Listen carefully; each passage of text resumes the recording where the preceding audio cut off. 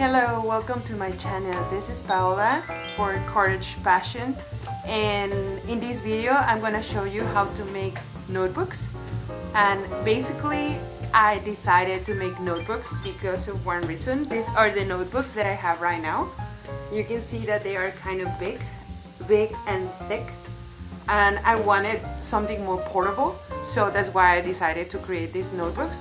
And I made them, and I decided to make them because too I want to use them with my Copic markers, you know, the classic Copic markers. And sometimes it's hard to find good paper for these Copic markers to be used on the paper, so that's why I decided to create these notebooks. And I just looked that they were paper compatible with Copic markers and that they were thin, so I just bought 2 or 1 sheet of Bristol paper, and I made other ones with marker paper. And basically these are the 2 that I created, and I'm gonna show you how to make them in the video in the next minutes. And basically these are the ones made with marker paper, and these are the ones made with Bristol paper. And for the both of them it was the same process that you're gonna see next. And basically you can see how here in the marker paper, this is the marker paper, I use the Copics, and it is pretty cool for Copics. And you can see that it doesn't bleed that much. That's why I like marker paper. And marker paper, and it's kind of thin and kind of transparent. And this is the one that I use for Bristol. This is with the Bristol paper. I'm gonna leave a picture, I think. I'm gonna leave a picture. I'm gonna put a picture here with all the, right here, with all the notebooks that I created for you to see them. And this is an example of the Bristol paper. This is a brand, a Strandmore Bristol sheet, and it was a sheet of approximately 22 inches by 30 inches, that big, 22 inches by 30 inches. And I just cut it, and you'll see the process in the next steps. And I created these different sizes. This is how it looks on Bristol paper 400, the Copic markers. You can see that it holds very well and it doesn't bleed. That's something very important. This is for the 400 series, and there is a 500 series, but it's amazing the results that you get with Bristol paper. Anyways, so that was very quick. I'm gonna make another video probably. I'm gonna make another video talking about the different types of papers, and these are basically all the sketches, all the notebooks that I created. And now we're gonna see how I created them. Bye. Boop. So for that I took that sheet that it was more or less like 28 by 23 inches, and then I cut it in different pieces. The first piece that I cut it was this. This is a piece that is 6 inches here and 6, so 12 in total, and 8 inches. So I want to create a sketchbook that is basically gonna be 6 by 8, and then with the rest I just created a mini sketchbook. This is the other size. This is gonna be a 3.5 by 6, and my last one, that is this one. So this one is gonna be like, this is the rest after I cut all the paper. This is gonna be 4.5 by 3, and this is basically I just cut the pieces. So as you can see, I just mark a line in the middle, and then I folded them. And then after that I cut it a color cardboard that I had extra, and I just cut it them a 1/4 of an inch on that side, like on up and down and on the sides. and then we're gonna have extra room, and it won't be exactly like on the edge of the paper, so that's why I left, like, you could tell it is almost a quarter of an inch. So these are gonna be the 3 different sizes that I got out of that paper. Anyway, so these are the different sizes, this one, and this one, and these are the different sizes that I got. So the next step is to create dots, or to create little holes, because I'm gonna sew it. I won't use a stapler, so for sewing it, basically what I do is that I just pinch a hole here, another here, like every half an inch, let's say, and then one here and one here, and then I mark them all the way. So basically for marking them, the next step is this.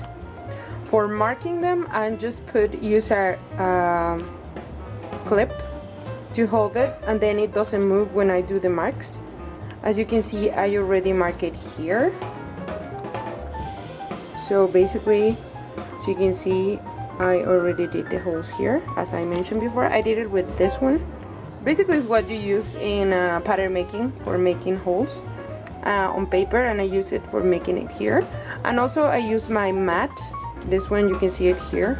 I just put this one here, and then hit it with anything that you have. If you have a hammer, that is going to be more useful. I'm using this, and basically I'm marking every, you could tell that it's more or less every half an inch.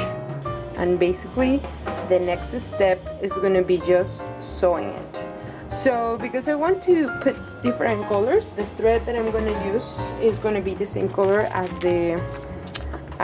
the cardboard, because I don't want like distractions, and also I want to put some pretty colors here.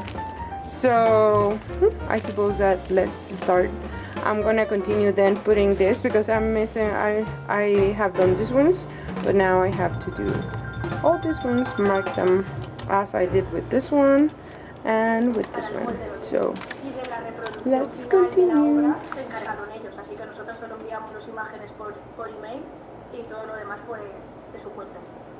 Muy interesante, Nuria y Raquel. Es increíble lo fácil y natural que parece el trabajo de selección e ideación de la obra junto al cliente. Esto me lleva a después de la entrega. ¿Hubo más cambios o trabajos relacionados con el proyecto? ¿O directamente se pasó la factura? ¿Cómo fueron los pagos? ¿Hubo condiciones especiales?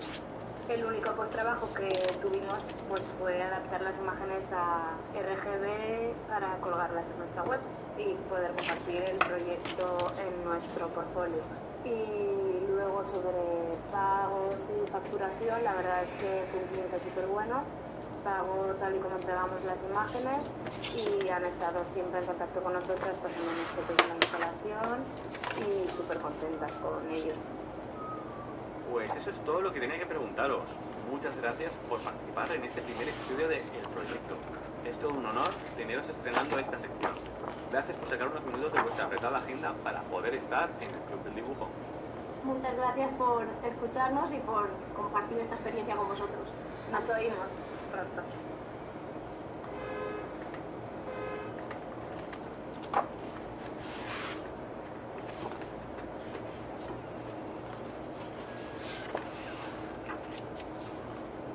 Muy grande las chicas de Castellac. Espero que este primer episodio del proyecto te haya gustado. Te recuerdo que puedes encontrar el trabajo de Nuria y Raquel en www.cachetejack.com, donde puedes disfrutar de todos los proyectos de estas dos ilustradoras. Proyectos tan interesantes e internacionales como un pack de stickers para Snapchat, de gráficas para McDonald's, Pentagram, el Ayuntamiento de Madrid, el de Barcelona, para Telegraph, Amstel o la Casa Encendida, entre muchos otros. En la charla, las Cachetejack nos han contado muchos detalles que en un primer momento pueden pasar desapercibidos por la naturalidad con lo que lo cuentan. Pero quiero hacer aquí un inciso para daros mi percepción a ciertos puntos interesantes que he sacado de sus palabras. Cuando nos hablan de la naturaleza del encargo, nos hablan de una serie de casualidades que les llevan a él. Todo nace de una residencia de artistas en Lanzarote en la que participaron. A partir de esta experiencia, el hotel donde ocurría esta residencia cuenta con ellas para el proyecto de su felicitación de Navidad. Puede que la narrativa que nos cuenta Cachete Jack sea casualidad, pero el estar en el sitio adecuado, en el momento adecuado, no es casualidad. Cachete Jack son unas artistas muy activas, siempre yendo y viniendo a muchos eventos y proyectos. Si no se hubieran lanzado a esta residencia de artistas, nunca hubieran tenido la oportunidad de mostrar su obra a la gerente del hotel y con ello a que se le diera de cara. A veces pensamos que con estar en casa trabajando ya vale, pero realmente hay otros caminos profesionales donde socializarse y conocer a otros profesionales y personas nuevas, o incluso tener nuevas experiencias, nos lleva a que nuestro trabajo o nosotros mismos seamos más visibles. Es el poder de la red de contactos o networking como altavoz y gestor de futuros proyectos. Cachete Jack nos demuestra que abrir oportunidades no solo es publicar un proyecto interesante en Internet, sino que también es conocer a las personas, tratar con ellas y ser, en definitiva, más humano en nuestras relaciones profesionales. Ojo, es otro camino. Yo, por ejemplo, por mi naturaleza tímida, que vaya a un evento, tiendo a retraerme y no hablar o tomar contacto con otros profesionales, o personas en general. Aquí tiene que ver mucho el cómo eres y cómo te muestras ante los demás. Pero esto da para un podcast entero. ¿A ti te ocurre esto? ¿Eres una persona abierta o como yo eres tímida? ¿Cómo llevas tu manera de ser con ser dibujante profesional? También me gustaría remarcar otro punto, y es cómo ellas tienen clarísimo que antes de ponerse a levantar un lápiz, dejan claro todo el tema burocrático de presupuestos, deadlines y demás temas relacionados con el lado duro de la profesión. Esto lo quiero remarcar para aquellos que escuchan este podcast y estén en el inicio de su carrera. Si este es tu caso, escucha de nuevo esa parte, fíjate cómo ellas lo hablan todo con el cliente cara a cara, incluso dejando un deadline amplio y suficiente para no ir a todo. Pero organizarse y ser profesional no se So olvida. this is it. This is how I created these notebooks that I told you before, and I hope you enjoy. I'll see you in my next video that is gonna come soon. I usually post every 2 Fridays, and I think that's it. Oh my god, I'm nervous. I have to say it, I'm nervous. And subscribe. Also, thank you to my patrons that they are supporting me every month. You can find the information down below for my Patreon account. And also, I love using my blog. So in my blog, I'm gonna post this video, and also I'm gonna post more pictures of the papers of the notebooks that I created. And I think that's it. So comment if you have any questions, and see you in the next video. Bye.